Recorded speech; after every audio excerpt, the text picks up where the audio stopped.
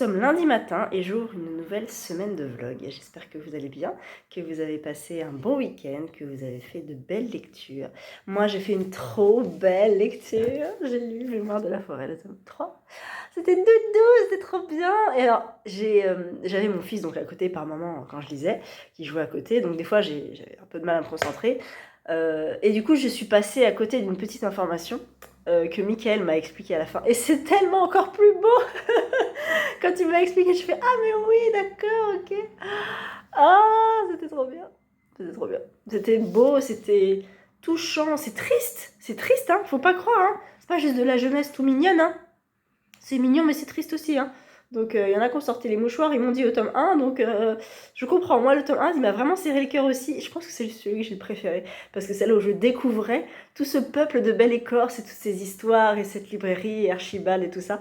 Et au fil des tomes, j'aime d'amour cette saga, quoi. Voilà, c'est trop bien. Alors mon fils me l'a piqué bien sûr parce qu'il y a un train, donc forcément il me l'a piqué, hein, voilà. Il me l'a bien ouvert d'ailleurs la première page, j'étais un petit peu énervée, mais c'est pas grave. Et du coup je pense qu'il sera content de les lire quand il sera plus grand. Voilà, c'était trop beau, c'était très très beau, il sort mercredi. Donc quand vous aurez ce vlog, il sera déjà en librairie. N'hésitez pas, vraiment n'hésitez pas. Demain, je vais voir Michael au Renard Café pour discuter un petit peu avec lui. Et je vais essayer de lui poser quelques questions, donc je les mettrai en vlog aussi, comme ça vous en saurez plus. Et sur la saga, et sur le tome 3, et sur la suite peut-être, si on a le temps de poser toutes ces questions. Voilà, c'était trop bien, c'était trop bien. Et je ne veux pas lire le tome 4, parce que ce serait le dernier.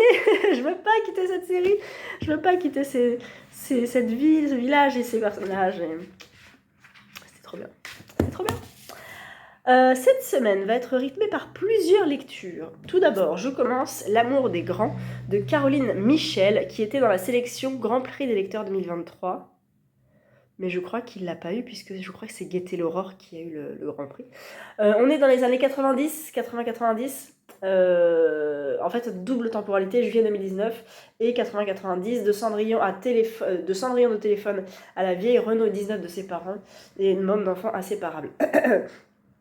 Je suis plus malade, mais c'est le matin. Voilà, alors il y a les premiers amours, je lis pas tout, hein, parce que je vais pas trop le savoir, il est très très court. Et il fait 200... Ouais, d'accord. Il fait 230 pages, il sera lu, je pense, dans la journée. Parce que je prends beaucoup les transports ce soir pour aller bosser au lieu de la voiture. Ça veut dire pas d'avancement des 3 mousquetaires, mais je lis ça. Je lis avec Hélène sur Instagram, que je connais depuis longtemps. On le lit toutes les deux et je pense qu'elle le lira aussi ce soir, voire demain. Et voilà, je pense que si je le finis pas ce soir, je le finirai demain matin. Et je vais également lire Sortir tout de suite de la palle. On m'a piqué la Joconde de Michel Douard, parce qu'il est court aussi et parce que je l'ai reçu il y a pas longtemps et que j'ai bien envie de le lire. Il est vraiment... il a écrit gros, hein, il fait 230 pages, mais je pense qu'il peut me faire mardi, mercredi. Et jeudi, peut-être même vendredi, avec Estelle, on attaque Loin de la foule déchaînée de Thomas Hardy. Je l'ai dans la collection Roman éternel, vous savez, ces beaux romans magnifiques. Je vais vous le chercher. Voilà, c'est cette très belle édition-là. Magnifique, roman éternel, relié, machin. Le souci avec ça, c'est qu'apparemment, ils sont mal traduits. Surtout les 4 filles du Docteur March, visiblement. Et en fait, c'est la Cranford Collection et on n'a absolument pas le nom du traducteur. Ah, si, peut-être à la fin. Ah si, pour Mathilde Zeiss pour la traduction et Laurent Bury pour la révision de la traduction. Bon, je vais me renseigner et à voir. Parce que du coup, bon là, il fait 343 pages en grand format, écrit pas très gros. À savoir que ça, je le transporte pas dans le métro. Mais peut-être que... je vais le mettre sur liseuse, hein, clairement. Je sais pas si je le prends en plus en poche. Mais en fait, il faut que je regarde la traduction de, par exemple, le livre de poche. Ou Archipel, machin, tout ça. Voilà, donc je ne sais pas de quoi... Enfin, ça parle d'une histoire d'amour, évidemment. Mais je n'en sais pas plus. Et tant mieux. Voilà. Je sais qu'il a aussi écrit Tess d'Urberville. Bref, Tess. On ne sait pas, bien sûr. Du coup... Ah Ah oui, non, d'accord, ok. Du coup, voilà, je sais pas trop de quoi ça parle, et tant mieux, je vais découvrir l'histoire. C'est pour le Victober que nous faisons avec Estelle tous les ans. Ça sera, je pense, notre seule lecture du Victober parce qu'on a quand même lu pas mal de classiques de la littérature victorienne depuis le début de ce challenge qu'on fait depuis bien 3 ans, je crois. On a lu les Brontë, on a lu... elle a lu Marie Shelley, moi je l'avais déjà lu il y a longtemps. On a lu, qu'est-ce qu'on a lu? Mais si, comment elle s'appelle? Elisabeth Gaskell. On a lu, moi j'ai lu Wilkie Collins. Qu'est-ce qu'on a lu encore? Lady Elizabeth. Le secret de Lady Audley. C'est pas Lady Elizabeth. Le secret de Lady Audley de... Ah! Le secret de Lady Audley. Voilà, des Brontë, machin truc et tout. Donc on a quand même pas mal de classiques victoriens à notre actif. Donc on essaye d'en trouver. Il y en a toujours plein, hein, bien sûr. Et donc Thomas Hardy, moi je l'avais jamais lu et j'en entends beaucoup parler. Donc voilà, Lord de la foule déchaînée me tentait plus que Tess. Donc on s'est dit, allez hop, c'est parti. On essaie de se dire ça à partir du week-end prochain. Et ça sera déjà une bonne semaine de lecture bien remplie. J'attends des choses dans la boîte aux lettres. J'attends un roman qui devrait vraiment bientôt arriver, j'imagine. J'attends un roman particulier tout doudou. Et j'attends un accessoire qui, j'espère, va arriver très bientôt aussi parce que je dois en faire gagner un exemplaire. Donc déjà 3 colis en attente. Et j'espère que mon matcha va être vite expédié parce que j'en ai plus. Et que là, l'expédition, c'était le 2 octobre, donc aujourd'hui. Sauf qu'avec le délai de livraison, ça va peut-être être jeudi, vendredi. Donc je vais devoir me passer de matcha latte toute la semaine, ça va être long. Je crois qu'il m'en reste pour m'en faire un. Je pense que je me le ferai mercredi matin quand je serai au bout de ma vie. Parce que la transition mardi-mercredi est très compliquée. Je rentre chez moi le mardi soir, il est 22h15 à peu près. Et je commence le mercredi matin à 9h30. Et c'est compliqué. C'est vraiment compliqué. Donc souvent le mercredi matin, j'ai besoin d'un bon petit réveil dynamique et un petit matcha, ça fait du bien. Voilà, et bien écoutez, je vous laisse là. Je vais commencer l'amour des grands. Et je vais peut-être aller sur Paris et faire quelques petits achats ce matin. Et ma foi, ce sera déjà pas mal. Voilà. J'ai reçu des petites choses dans la boîte aux lettres et je suis allée faire des petits achats. Voilà. Je veux tenter de faire du crochet. Je veux réussir à faire du crochet. En regardant des vidéos, j'ai jamais compris et j'en ai parlé à Flowfly. Il m'a dit vive les tutos YouTube. Donc je me dis que si lui a réussi, il n'y a pas de raison que j'y arrive pas. Je ne dénigre absolument pas Flowfly. Mais voilà, je me dis tout le monde peut le faire. J'ai acheté un crochet en 5 et une pelote en 5,5. Et je me dis, allez, on va tenter. Je sais pas ce que je vais faire, un truc qui tourne, un truc rond, là, voilà, un petit napperon, j'en sais rien. Mais je veux essayer le crochet parce qu'il paraît que c'est vachement plus facile que le tricot, ça prend moins de place. Et potentiellement, dans le train, en allant à Bruxelles ou à Nantes, je sais pas quoi, voilà, je peux essayer de crocheter un petit peu. Donc je vais chercher des vidéos YouTube pour des crochets. Sinon, j'ai reçu une pochette à livre, une maxi pochette à livre de chez Steph, de Piketty, en collaboration avec Adelcha. Vous savez mon amour pour King, vous connaissez cette image puisque c'est l'image de la carte que je me suis achetée chez Adelcha. Et elle est trop classe. Voilà, donc c'est une super maxi pochette, parfaite pour l'automne du King, parfaite pour mettre ses bouquins de Stephen King dedans, parfaite pour mettre des bouquins de frissons dedans. Et je crois qu'une petite collaboration se prépare. Guettez les Instagram prochainement. Parce que normalement, je vous en fais gagner une. Elle est belle, elle est matelassée. Elle est comme l'autre que j'avais reçue aussi et qui est très très belle. Et on peut mettre beaucoup, vraiment beaucoup de bouquins dedans. Là, j'ai que des poches autour de moi. Mais voilà, elle est vraiment grande en fait. Et pour un grand format, ça passe nickel. Voilà, elle est trop belle. Merci Steph, merci Adelcha, merci beaucoup, c'est trop bien. Je suis trop contente, elle est super belle. Et j'ai reçu 2 colis que je n'attendais pas. Un de Pocket et un de Akatombo. Pocket.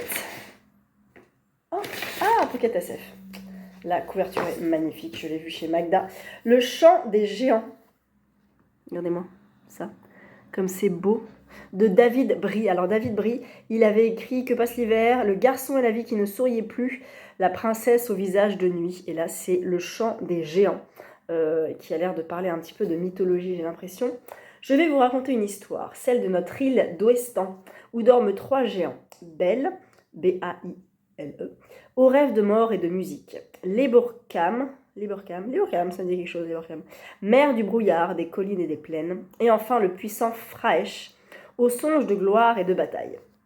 Je vais vous parler de guerre, d'amour et de trahison, de cris de sang et de larmes. Je vais vous parler de grands espoirs, de ce qui est vain, de ce qui meurt. Alors, fermez les yeux. Laissez-vous aller. Ben non, si on ferme les yeux, on ne peut pas te lire. Laissez-vous aller. Voilà, mon histoire commence sur la lande, en bord de mer, dans le château de l'étrange roi Lothar. C'est donc de la SF. Il fait 400 pages. Je vois qu'il y a des dessins. Ah non, c'est les débuts de chapitres qui sont beaucoup trop classe. Trop beau. Franchement. Trop beau, ces petites en-têtes de chapitre. Donc c'est cool. Merci beaucoup Pocket. Et ma foi, bah, je ne sais pas quand je le lirai. Mais voilà. Il sort quand? Il est sorti?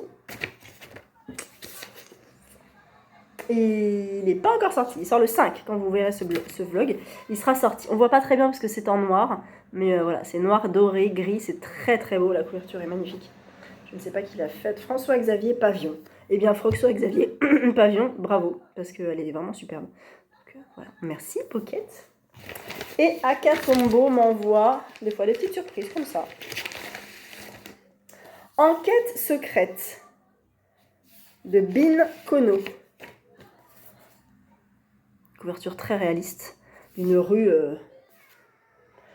tokyoïte, potentiellement. Alors, il sort quand ce petit bijou? Il sort le 27 octobre, donc pas tout de suite. Très bien. Donc Bin Kono est un pseudo, parce que son vrai nom c'est Satoshi Kono. Et voilà, il a eu le prix Shugoro Yamamoto et le prix Eiji Yoshikawa, des nouveaux auteurs. Donc là, nous sommes où? Shinya Ryuzaki, 46 ans, a travaillé comme un forcené et affronté une rude concurrence pour devenir le haut fonctionnaire intègre et respecté qu'il est aujourd'hui. À l'Agence nationale de police de Tokyo, il chapeaute notamment les relations avec les médias. Lorsque sa hiérarchie oublie de l'informer de l'assassinat d'un yakuza impliqué jadis dans un viol suivi d'un assassinat, Ryuzaki s'indigne puis décide d'enquêter en solo.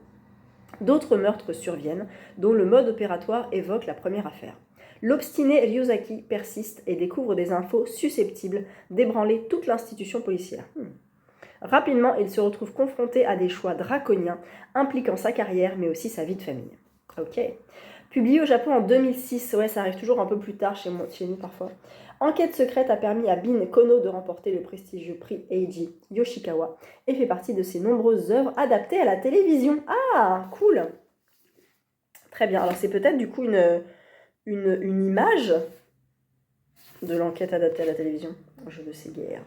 Eh bien écoutez, merci beaucoup à Katombo. Il n'est pas très gros, il fait moins de 300 pages. Et je vais essayer de me le programmer rapidement. Donc merci. Ils sont belles, les dos ils sont jolis. J'aime bien Akatombo. Merci beaucoup. Voilà, je vais essayer de chercher un petit tuto au crochet pour essayer de m'y mettre. Et je vous tiens au courant, hein, surtout.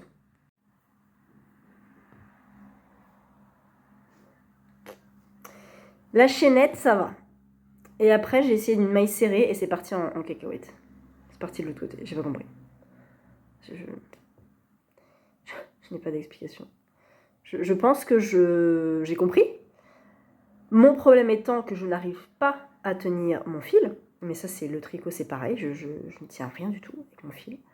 Et je comprends pas. Alors, ils disent qu'il faut passer dans l'avant-dernière maille, je sais pas quoi. Je passe dans l'avant-dernière maille.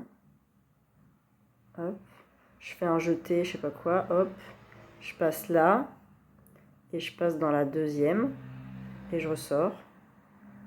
Voilà. Et ça continue à faire un truc hyper moche. Voilà. C'est moche. Mais je crochette. Voilà. Je sais pas comment on fait un apron. Je crois qu'il faut faire un cercle, je sais pas quoi, un cercle magique, j'ai vu. Je ne comprends pas. Ah si, ça va peut-être repartir comme ça. Ah Ah si, ça va faire comme ça en fait. Je suis à la moitié là, c'est ça? Ah, c'est peut-être ça. Ah, attendez, donc là, je sais jamais tenir mon fil. Comme ça. Alors, on passe dedans. Merde. Hop. On fait un jeté, truc. Ah, on passe derrière peut-être. Tac. Et l'autre côté, tac. Hey. C'est ça, hein? pouvez pas me répondre, mais c'est peut-être ça. Donc ensuite, l'avant-dernière, ça doit être celle-ci. On fait un jeté, on jette comme ça. On passe là et on passe là. Est-ce que j'y arrive? Est-ce que ça serait pas mal? On passe là. C'est dans quel sens le jeter? Comme ça? Au pif. De toute façon, ça va être moche. C'est pas grave. Voilà. Je pense que peut-être je tiens un truc. Donc c'est là. Hop. On fait un jeté. Et comme ça, et comme ça. Ceux qui savent faire du crochet doivent tellement se ficher de moi. Mais allez-y, je vous en prie. Ne me donnez pas de conseils parce que écrit, ça ne me sert à rien. Il faut que je regarde des vidéos et que je les mette au ralenti pour comprendre. Autant je sais me servir de mon corps en danse, autant me servir de mes doigts, mais rien du tout. Alors, le tricot, ça va. Mais alors, le crochet, tous ces trucs-là, le dessin, rien. Je suis une quiche totale en art manuel. Voilà, rien du tout. Alors, j'ai dit que j'étais où? J'étais là, donc c'est celle d'avant. Ah, j'ai trop serré encore, là. On dirait que je fais du tricot, voilà. Hop, ensuite, je jette ma maille, je passe dedans, et je repasse dedans. Voilà. Et ben, j'ai l'air de faire un truc, en fait, un peu double, hein. C'est ça, une maille serrée? Attendez. Rigolez. Mais quand je ferai des ponchos en crochet, vous rigolerez moins, hein, en 2049. Hop. Allez, j'en fais un dernier, puis j'arrête, parce que ça doit vraiment pas être très intéressant à regarder. Hop, comme ça, je jette, et hop là, et hop là, et hop là, et voilà. Voilà, j'ai fait un truc, je sais pas trop ce que c'est, mais je l'ai fait de mes mains, de mes petites mains. Voilà. Bon, je vais faire à manger, je crois.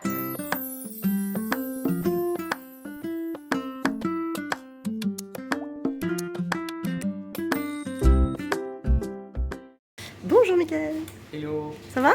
Ça va très bien et toi? Bah ça va bien, je suis très contente de te voir. Enfin moi aussi. Parce Après, que on n'a pas souvent l'occasion de se voir. Ben Quand non, on se voit, justement. c'est toujours chaud. Bah oui. Je crois que tu as 2 bouquins qui sortent prochainement. Très prochainement et prochainement. Très prochainement. Mémoire de la forêt 3 à l'esprit de l'hiver, demain. Et j'ai accompagné un projet qui s'appelle Le secret des bonbons Pamplemousse qui sort le 12 octobre. C'est un roman graphique pour lequel je n'ai pas fait grand chose, si ce n'est trouver le talent là où il y en avait. Il y en a beaucoup. Il y en a beaucoup. On va parler un peu de Mémoire de la forêt. Quelles ont été tes inspirations pour écrire cette série? Qu'est-ce qui t'est passé par la tête pour te dire tiens, je vais écrire cette série, j'ai très envie? Cette série, je l'ai écrite parce que j'avais envie de parler de sujets importants auprès des enfants et avoir des livres qui soient aussi lisibles par les enfants et les adultes. Et j'ai donné cette esthétique particulière et c'est là où je me suis inspiré des plus beaux contes de littérature anglaise, Beatrix Potter, Roald Dahl, enfin un peu la narration à la Dickens, parce que j'avais vraiment envie d'aborder des sujets difficiles mais dans un environnement extrêmement confortable. Et donc j'ai pu, avec le premier tome, sensibiliser aux maladies de la mémoire, qui était une grande partie de mon travail et de ma vie. Dans le deuxième tome, là aussi, une autre partie de mon travail, accompagner des personnes tout au long de la vie et voir l'influence de leur passé sur leur présent. Et sur le troisième tome, là on est un petit peu sur autre chose. J'y parle de fragilité, j'y parle de deuil et de résilience, j'y parle de rémanence aussi, des choses qui restent à travers le temps. Donc oui, c'est une série qui, avec une esthétique agréable, vient parler de choses importantes. Et c'est très bien fait, c'est très bien réussi. Il t'a fallu combien de temps pour écrire ces 4 tomes? Parce que là, le 4e est terminé? Alors, le 4e, une première version est terminée. J'ai une envie bizarre qui va peut-être dérouter tout le monde, mais je pense que j'ai envie d'écrire une deuxième version du 4e. Et j'ai envie de me laisser le choix de choisir entre les deux.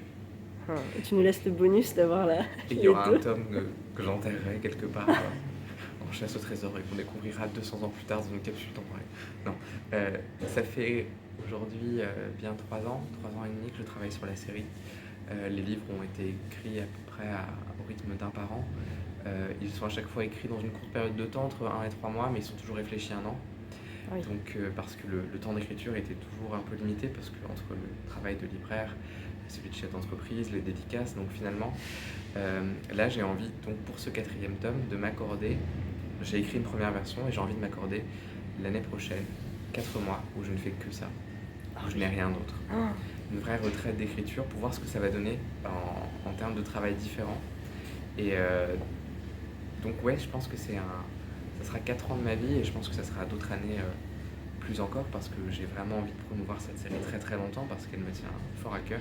Puis c'est un peu mon entrée en littérature et c'est une série où je me sens tellement bien que je me fiche de n'être connu que pour ça toute ma vie. Je me sens tellement bien dans Mémoire de la forêt que si on ne devait me retenir qu'une chose de mon existence et que c'était ça serait pas grave.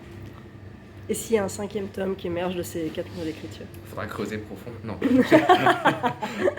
je sais pas vraiment. J'ai déjà une piste pour l'après Mémoire de la forêt. Une piste même que je m'apprête à signer chez mon éditeur. Donc oui, il y a quelque chose derrière et du coup je pense qu'il y aura d'abord ça et ensuite on verra. Je m'interdis rien, mais c'est vrai que quand on travaille avec des héros en situation de fragilité comme Ferdinand, on ne peut pas étirer une histoire comme on le voudrait parce que quand on a du respect pour ces personnages, pour ce qu'ils sont et pour le rythme à lequel ils vivent et à ce moment qui est le crépuscule de la vie de Ferdinand, tu peux pas l'étirer comme ça. Je pense qu'il faut savoir s'arrêter un moment par respect pour soi et ses personnages. C'est beau. On devine des airs de musique au fil des tomes. Est-ce que tu écris toi en musique? Ouais, j'ai écrit beaucoup de musique pour Mémoire de la forêt. Ça s'est passé dès le premier tome où j'ai eu envie de composer la lettre à Maud alors que j'étais en train d'écrire.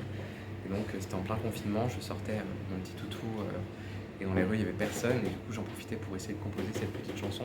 Alors quand je dis composer, je suis pas un musicien accompli, je compose avec la voix et mon téléphone et je m'enregistre. Euh, Mes copains musiciens se moquent de moi en disant que tout est en mi majeur, donc voilà, avec de musiciens. Donc je me fais souvent engueuler, mais oui, je pense qu'il y a une dizaine de chansons aujourd'hui qui existent autour de l'univers Mémoire de la forêt, dont 6-7 qui seront dévoilées lors de la sortie de la série audio le 18 octobre.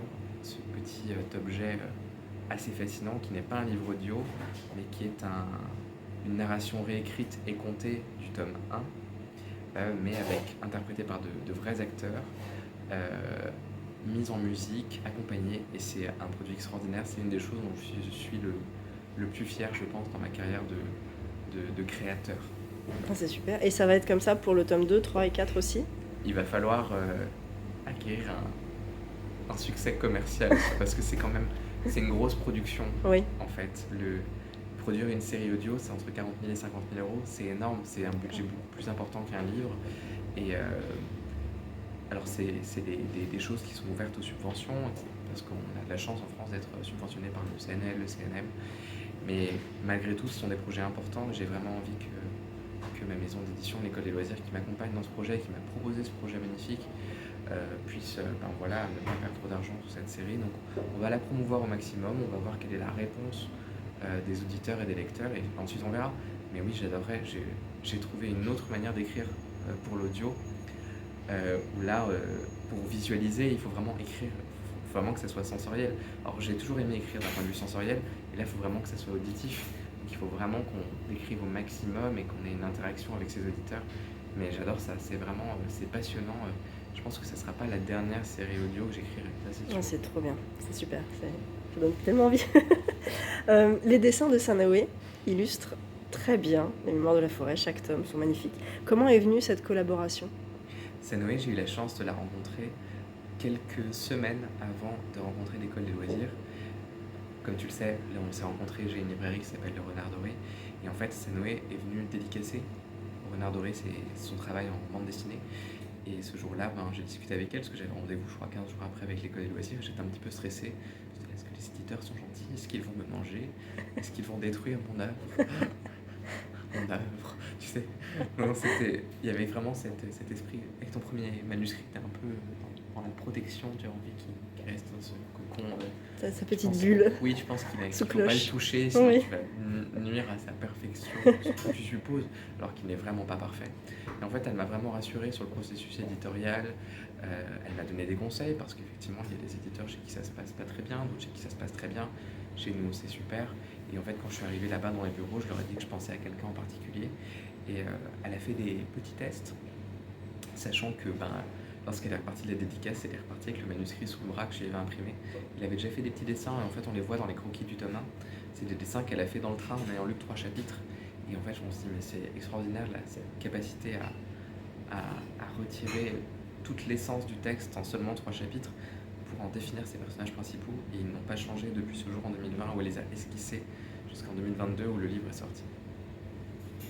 Une magnifique rencontre. Ah oui, franchement, super connexion. Et Et assez puis, immédiate. mais oui, bien sûr. Puis elle a réussi tout de suite à trouver l'essence de Mémoire de la En fait, forêt et des quand on- personnages, quoi. Quand on est en interview, on se complimente mutuellement. Donc voilà, là j'en profite, elle est pas là. Donc, mais c'est vrai Peut-être qu'elle que- verra.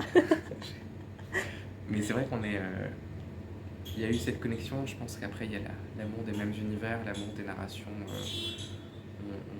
Elle est extrêmement franche avec moi lorsque quelque chose peut ne pas fonctionner. Elle est extrêmement franche lorsque quelque chose fonctionne.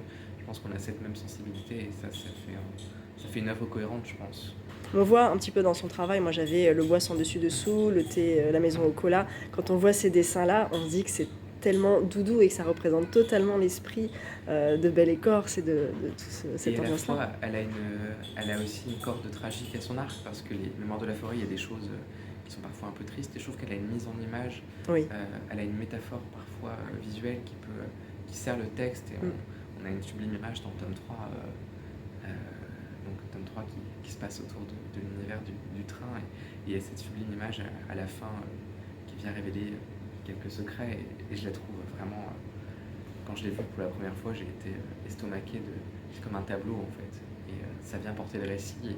Et là où les mots viennent dire quelque chose de très grave et de très dur parfois à lire, l'image vient nous réconforter. Et je pense que c'est cet équilibre que recherche le lecteur.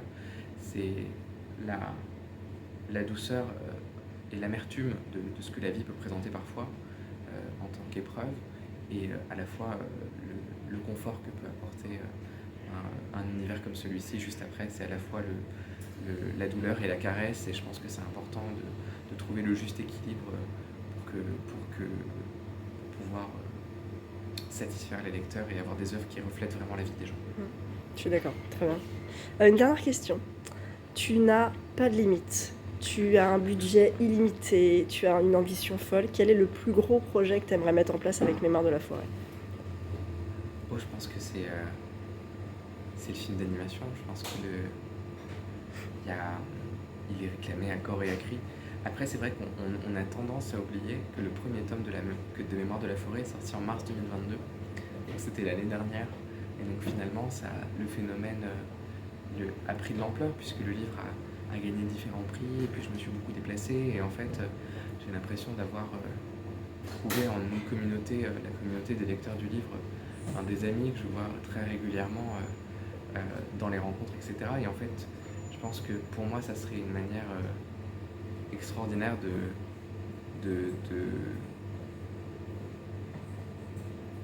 Déjà, je pense que la série audio est un accomplissement en soi. Je pense que lorsque j'ai entendu la série audio pour la première fois, je me suis dit là, tu as fait quelque chose qui va vraiment bouleverser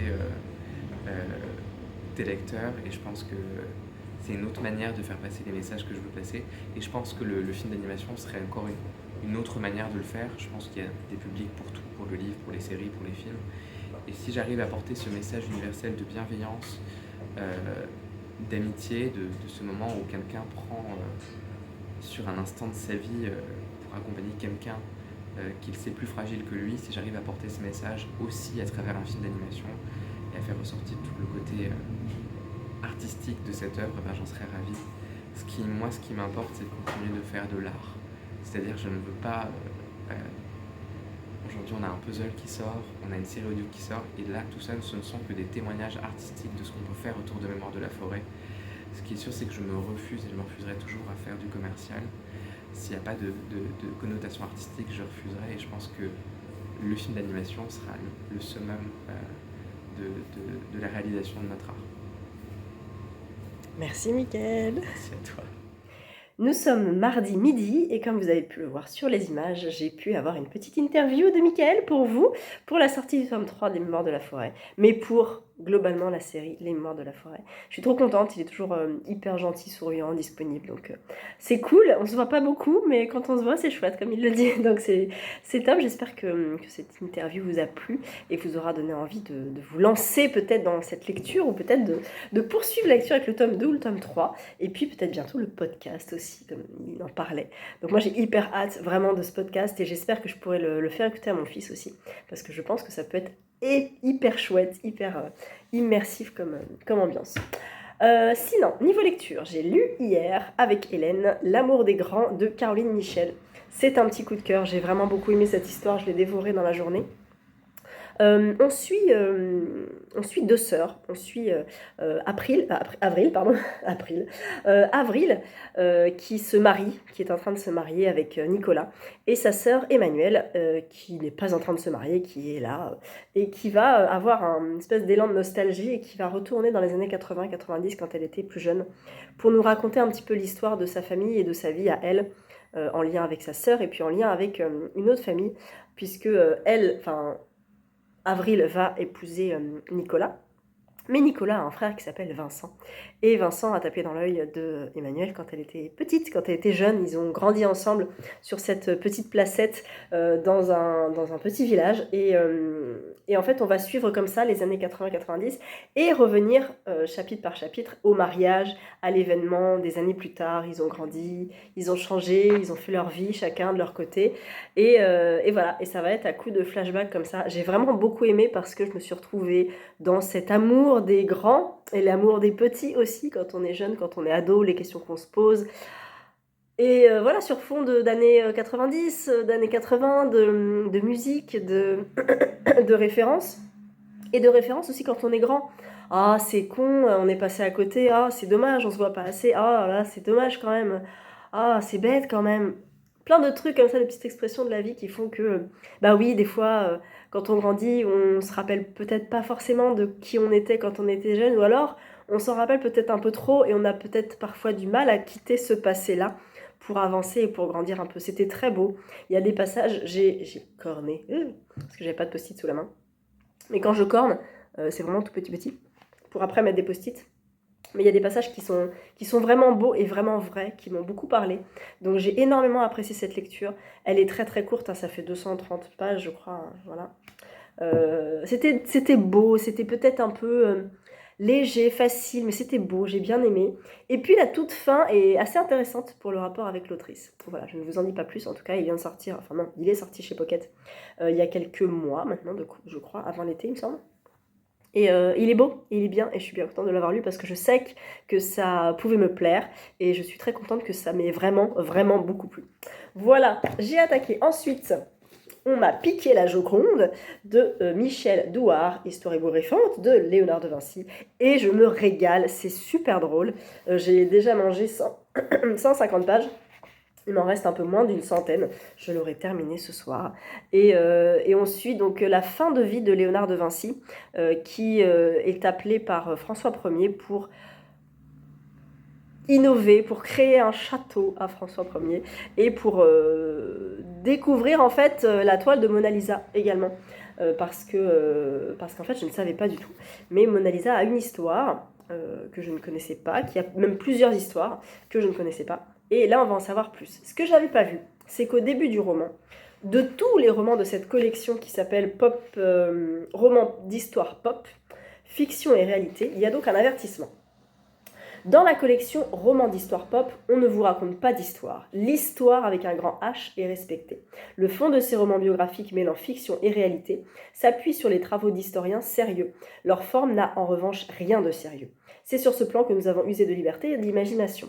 Ce qui relève de la fiction vient se nicher dans des zones d'ombre de la vie des personnages, dans le vocabulaire parfois anachronique des dialogues, dans des interprétations loufoques de certains événements, car notre objectif n'est pas seulement de vous en apprendre un peu plus sur ces grands acteurs de notre histoire, mais aussi de les rendre pleinement vivants et de vous distraire. Complètement rempli au niveau du contrat, je passe un excellent moment, je rigole, parce qu'il y a des références à plein de chansons avec les dialogues, c'est super drôle, et en plus, on respecte l'histoire de Léonard de Vinci, de la Joconde, de ses maîtres, de François Ier, de tout ça. Donc j'en apprends beaucoup et je me marre, vraiment j'aime beaucoup et j'ai très envie de lire les autres de la série. Lui il en a écrit un autre sur Jeanne d'Arc, je crois, qui s'appelle Mon enfance tout feu tout flamme. Rien que le titre vous donne une idée. Et il y en a d'autres comme ça qui ont été publiés. Il y en a 3 en tout.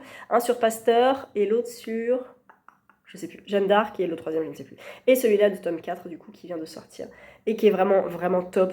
Alors oui, ça vulgarise un petit peu l'histoire, mais c'est super drôle. Vraiment, je passe un excellent moment. Il se lit tout seul, c'est un bonheur. Et j'ai vraiment, ça peut être un coup de cœur parce que il me surprend et historiquement il est juste, donc j'en apprends plein et c'est top. Voilà. Après celui-là, on a modifié un petit peu le planning avec Estelle. On va pas tout de suite lire Loin de la foule déchaînée qu'on devait commencer jeudi. Du coup, je me dis, j'ai largement le temps avant notre prochaine lecture commune, qui n'est que la semaine prochaine a priori. Donc, je vais prendre une pavasse.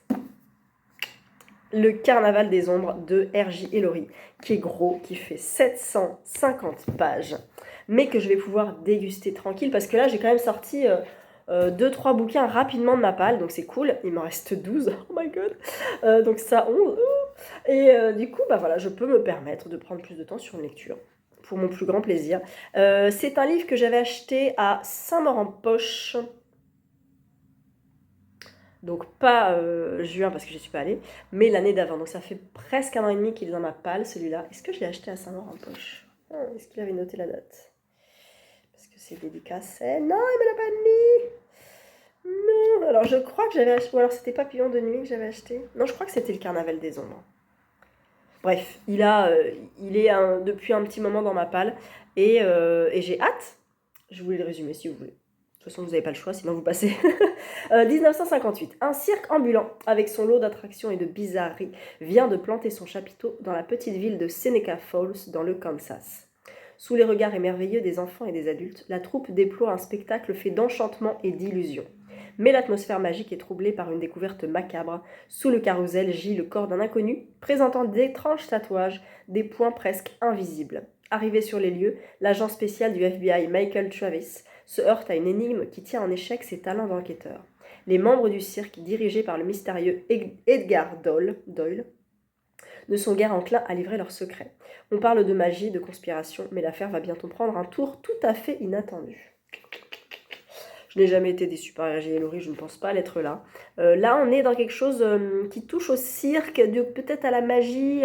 Je ne pense pas qu'il y ait de fantastique, mais je me demande un petit peu où ça peut aller. Est-ce qu'il y a une secte, un truc, j'en sais rien. Mais voilà, en tout cas, j'ai hâte de le commencer potentiellement ce soir sur le trajet retour, parce que vu qu'il me reste 150, 80 pages. 80 pages. Donc je vais peut-être pas le prendre dans mon sac, je vais l'avoir sur Glose, je vais avoir les 10 premiers pourcents, ça fait quand même 70 pages. Comme ça m'évite de prendre le bouquin avec moi. Néanmoins, je le prendrai avec moi demain matin.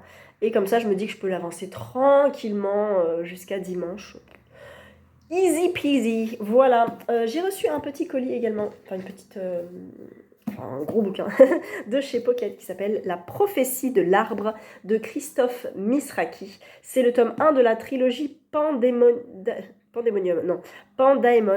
que je ne connais pas du tout, qui est publié chez Pocket Imaginaire Fantasy.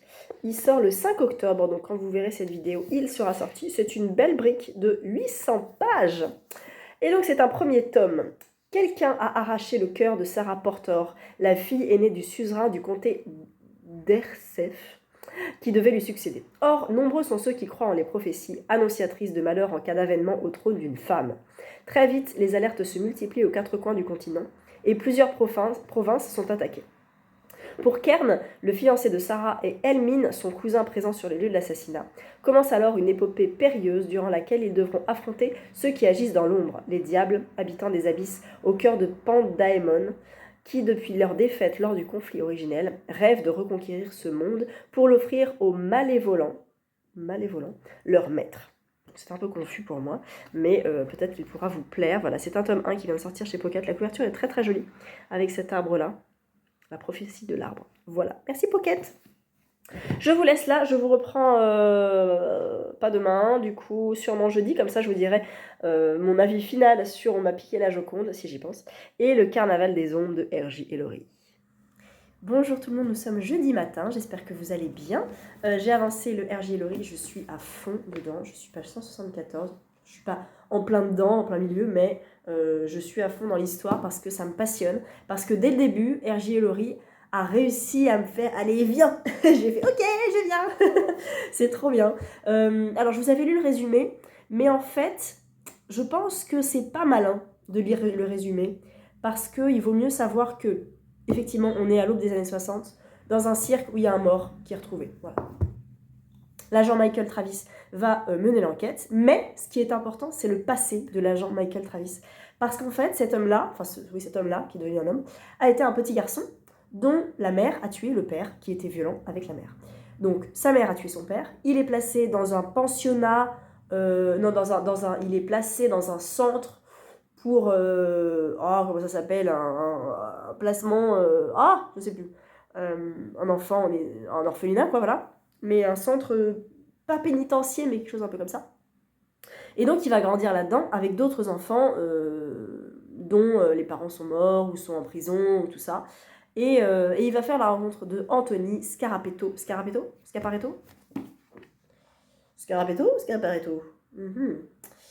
Quand je lis pas à voix haute, je lis dans ma tête, et pas Scarapato. Anthony Scarapato, qui est un gamin qui est un petit peu plus âgé que lui.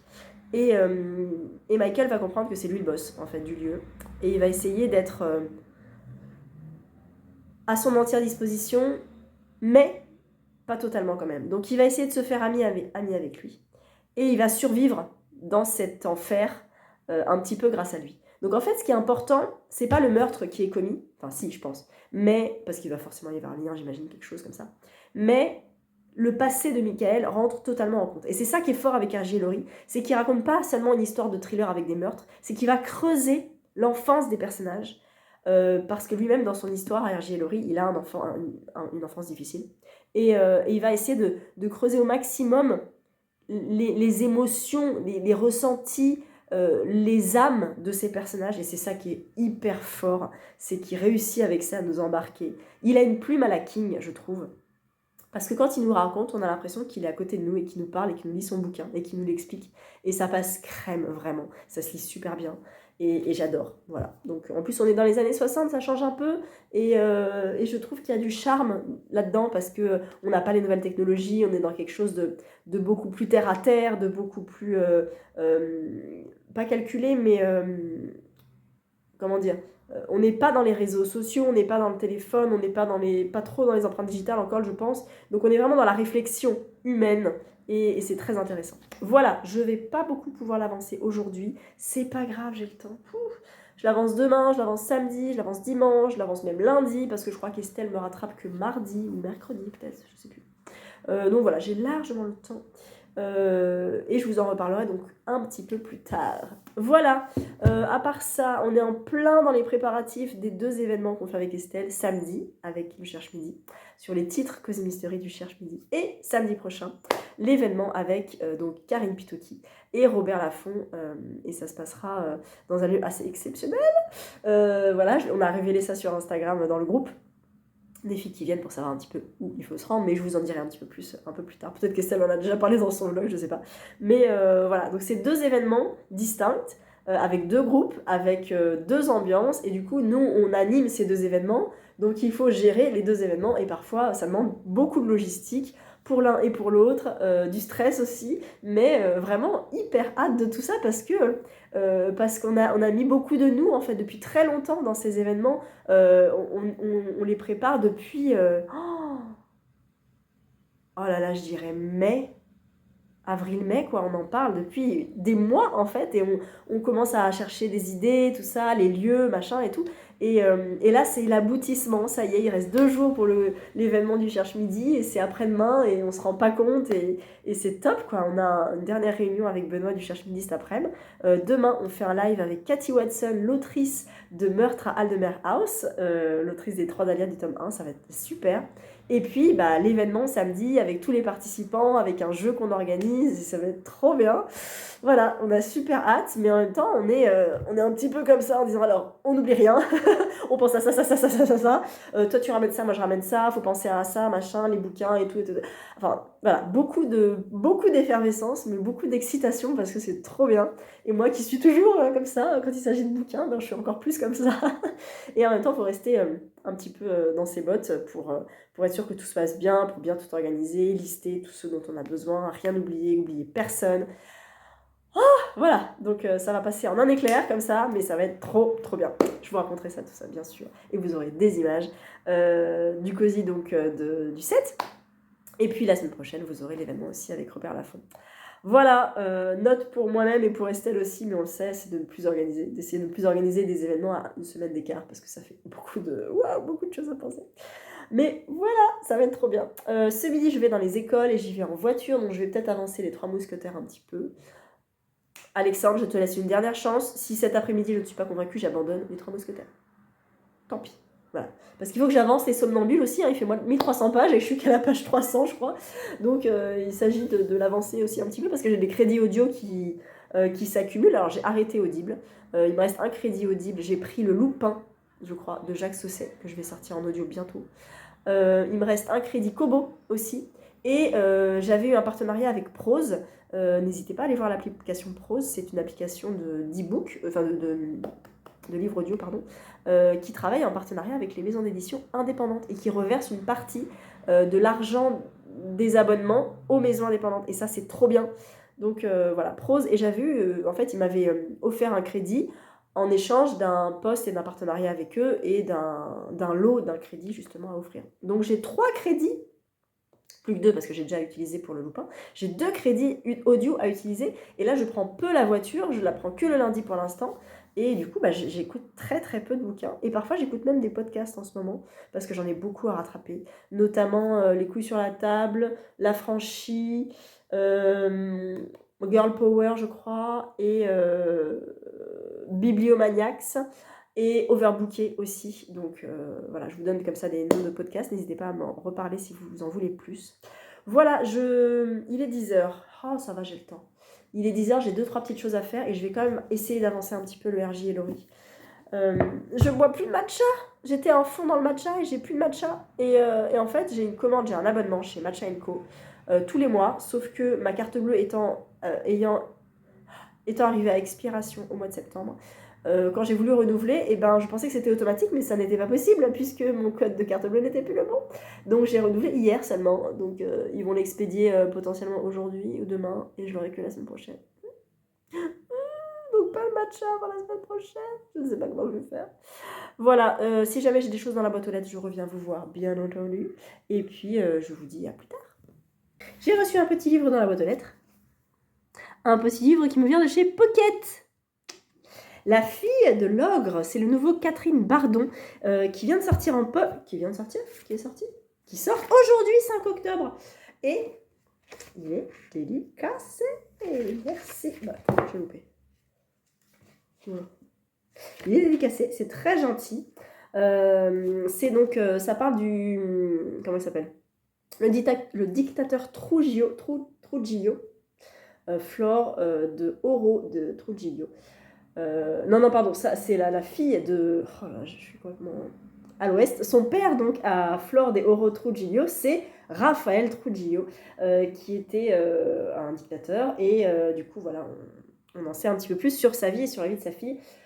Je vais lire le résumé, peut-être ça m'aidera. Le bouleversant destin de Flore de Oro Trujillo, la fille d'un des plus sinistres dictateurs que la terre ait porté. 1915, Flore de Oro naît à Saint Cristobal, en République dominicaine. Son père, Rafael Trujillo, petit truand devenant militaire, vise la tête de l'État. Déterminé à faire de sa fille une femme à la hauteur de sa propre ambition, il l'envoie en France, dans le très chic pensionnat de Bouffémont. Oh, Bouffémont! C'est marrant, Bouffémont, j'ai donné des cours de danse là-bas. C'est rigolo. Quand il prend le pouvoir, Flore de Oro rentre dans son île et rencontre celui qui deviendra le premier de ses 9 maris, Porfirio Rubirosa, un playboy au profil trouble, mi-gigolo, mi-diplomate espion, qu'elle épouse à 17 ans. Mais Trujillo entend contrôler la vie de sa fille, comme celle de tous les Dominicains entièrement soumis aux bienfaiteurs de la patrie.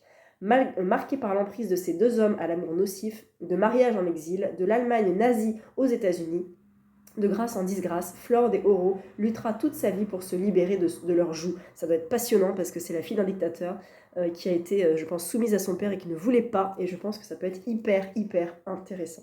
Il fait 500 pages, donc merci beaucoup Pocket. Je sais que Estelle l'avait lu et l'avait beaucoup aimé. Et elle avait rencontré l'autrice lors d'un événement dans le sud. Et voilà. Donc merci beaucoup Pocket, il sort aujourd'hui. J'allais partir et je me suis rendu compte que j'avais posé mon bouquin à un endroit et que je crois que je ne vous ai pas parlé de la fin de ce bouquin que j'ai terminé. On m'a piqué la Joconde. Alors c'est un petit coup de cœur, c'était vraiment bien, c'était drôle. Et en fait, on est sur la dernière partie de la vie de Léonard de Vinci, on est sur les 2-3 dernières années. Et c'était vraiment intéressant, j'ai beaucoup appris sur Mona Lisa et ça me donne envie. Alors je ne pourrais pas aller au musée du Louvre pour faire ma petite photo devant la Joconde, hein, c'est pas possible, mais ça m'a donné envie d'en savoir plus sur Léonard de Vinci, clairement, parce que cet homme était un génie. Et j'ai beaucoup aimé le ton humoristique de ce roman, en gardant le côté historiquement vrai du personnage et du contexte aussi qui l'entoure avec François Ier, tout ça. Et il ne construit pas le château de Chambord. En fait, je crois qu'il est au Clos Lucé, hein, voilà, et donc c'est là-dedans que ça se passe jusqu'à sa mort, en fait. Voilà, c'était super, c'était vraiment très très chouette. Il est court, il se lit super vite, et j'ai hâte de lire les autres de la saga de cette collection-là. Voilà.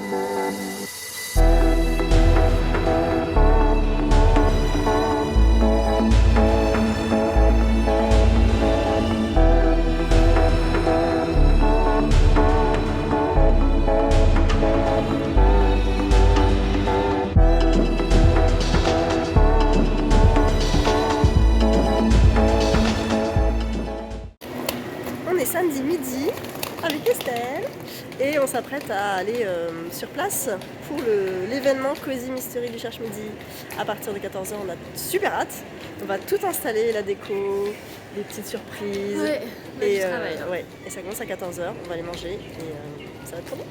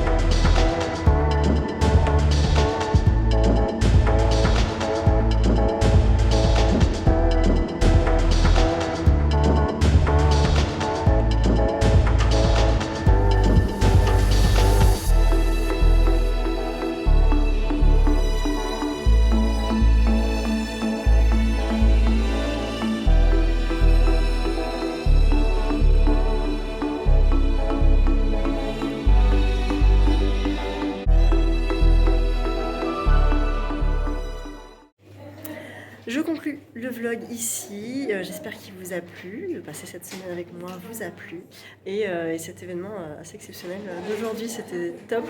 Merci encore Recherche Midi, merci à Cathy Watson, merci à tout le monde, toutes les participantes. Je pense que ça a vraiment plu, c'était un bel événement, c'était cosy, c'était comme on l'avait imaginé, donc c'est top. Voilà, je vous dis à une prochaine, je vous débrieferai le RJ et Laurie la semaine prochaine, j'ai bien avancé et j'aime toujours autant. À bientôt!